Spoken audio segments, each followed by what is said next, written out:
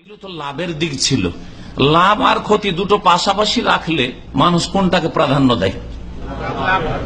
লাভটাকে প্রাধান্য দেয়। কেমন বুঝলেন? হ্যাঁ, দোকান খুলেছেন আপনি, দোকানে লাভ হয় না কিন্তু আসল পুঁজি বাকি আছে। লাভ হয় না কিন্তু আসল পুঁজি বাকি আছে। আর একজন দোকান খুলেছে, আসল পুঁজি বসে গেছে। কে বেশি ক্ষতিগ্রস্ত? হ্যাঁ, যার আসল পুঁজি বসে গেছে। ঠিক না? আমার আলহামদুলিল্লাহ লাভ না হলে লস নেই। বলেন না অনেকে। আমার বিদেশ সৌদি আরব আসলেন, আসার পরে 5 লাখ টাকা খরচ করে 5 লাখ টাকা নিয়ে চলে গেছেন আপনি, লস নেই তেমন, তাই না? তার মাঝখানে হজ করেছেন, উমরা করে নিয়েছেন, লস আছে কি?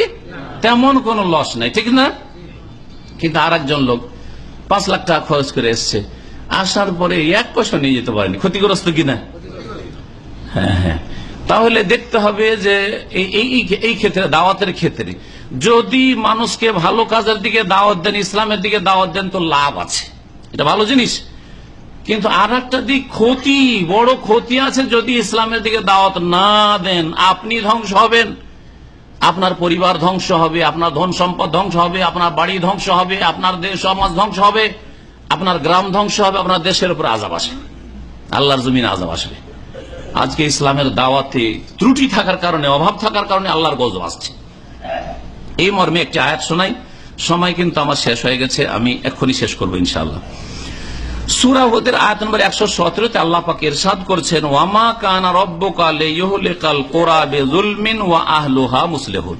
হে নবী মুহাম্মদ সাল্লাল্লাহু আলাইহি সাল্লাম, তোমার প্রতিপালক কোন দেশকে, আল কুরা, কোন জনপদকে, কোন গ্রামকে, কোন সমাজকে, কোন দেশকে ধ্বংস করবেন না পাপের কারণে, যদি সেখানকার লোকেরা ওয়া আহলুহা মুসলিহুন, ইসলার কাজ করে, সংশোধনের কাজ করতে থাকে।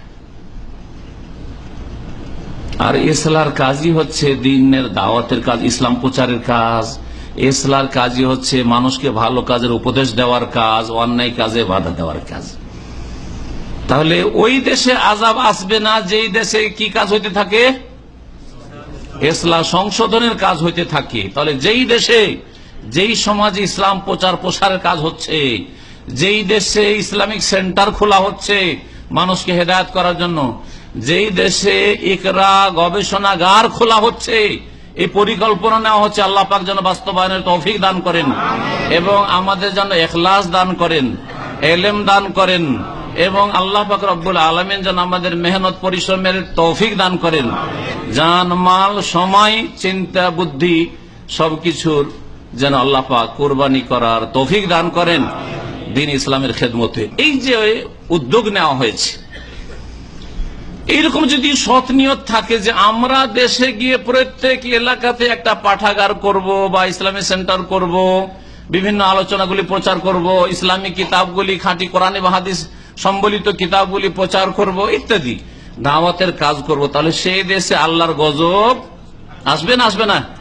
আসবে না। ওয়ামা কানা রাব্বুকা লিইহলিকাল কুরা বিযুলমিন, হে নবী, তোমার রব কখনো কোন দেশকে ধ্বংস করবেন না, কোন গ্রামকে, কোন এলাকাকে ধ্বংস করবেন না তাদের পাপের কারণে। পাপ হচ্ছে সব জায়গায়, পাপ হচ্ছে, কোথাও কম কোথাও বেশি, কোথাও খোলাখুলি পাপ হচ্ছে, কোথাও লুকিয়ে লুকিয়ে পাপ হচ্ছে, পাপ হচ্ছে। আল্লাহ ধ্বংস করবে, আল্লাহর গজব নামবে না। ওয়া আহলুহা মুসলিহুন, যদি সেখানকার লোকেরা সংস্কারের কাজ করে, ইসলার কাজ করে, মানুষের সংশোধন করে, মানুষকে গড়ার চেষ্টা করে, মুসলিম গড়ার চেষ্টা করে, সহি আকীদার মুসলিম গড়ার চেষ্টা করে, নামাজি মুসলিম গড়ার চেষ্টা করে, চরিত্রবান মুসলিম গড়ার চেষ্টা করে, মানুষের মতো মানুষ তৈরি করার চেষ্টা করে, সেই দেশে আল্লাহ পাকের গজব নামবে না।